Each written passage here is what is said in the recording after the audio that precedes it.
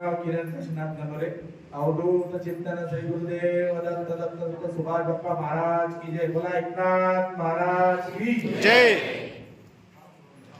मी 2017 मध्ये 302 खुनाच्या प्रकरणामध्ये जेलमध्ये गेलो होतो। महाराजचे माझी ओळख नाही, पण आमचे खैरे साहेब नेहमी महाराज लोकांकडे मोठमोठ्या मंदिरात जातात, सर्व थोडीफार भक्ती होती। माझे बायकोने महाराजांची पोथी आणून दिली, म्हणजे काय महाराज बिराज काही नसता म्हणलं, हे सगळे ढोंगी असतात असं मी तिला म्हणलो की रावणी मी कधी घराच्या बाहेर पडले की 20 वर्षात तुमच्याकरता मी चालले म्हणे बाहेर, तर तुम्ही एवढी पोथी वाचा। माझ्या बायकोने बुधवारी पोथी दिली आणि गुरुवारी ती सकाळी इथं आली तर महाराज म्हणे तो काही पोथी किती काय आपण पण त्यांनी वाचली नाही म्हणे, सगळे त्याचे सकाळच्या बच्चे घेतले, निमाची पूजा झाली म्हणे।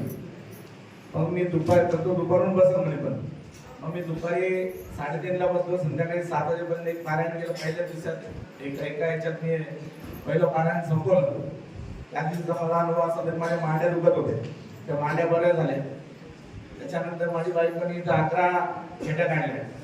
11 घेट्यामध्ये माझ्या बायकोला फक्त 1 मिनिट चान्स भेटला। 11 महिन्यात 1 मिनिट बोलायचा चान्स भेटला। त्याच्यात महाराजांनी सांगितलं तुझा नवरा 21/10/21 या रोजी निर्दोष म्हणून मुक्त येईल, आणि मी 21/10/21 ह्याच रोजी 302 केस मधून आम्ही निर्दोष मुक्त झालो।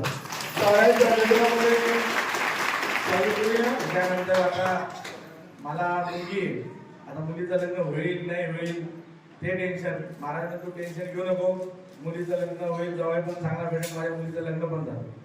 तळ्याच्या केंद्रामध्ये 4 दिवसापूर्वी महाराज संभाजीनगरला आले होते। मला फोन केला, बाबा मला अशाच्या मंत्र्यांकडे जायचं, तू ये। संजय शिरसाट पालकमंत्री त्यांच्याकडे गेले, तसं मी महाराजांना आमच्या साहेबांकडे राहता चला। महाराजांनी खैरे साहेबांना 2 तास वेळ पण दिला। तर त्यावेळेस आमचं एक मुंबईच्या एका प्रॉपर्टीचं डील चालू होती। प्रॉपर्टी घेणारा भेटत होता तर मला घेत नव्हता, मला घेत होता तर प्रॉपर्टी मला येत नव्हता। साहेब ती 25,000 करोडची प्रॉपर्टी, आणि आम्ही आता ती 15,000 करोड मध्ये विकतोय। मालक पण आला आणि त्याला गिरायक पण लागलं। फक्त महाराज एवढीच विनंती आहे की लवकरात लवकर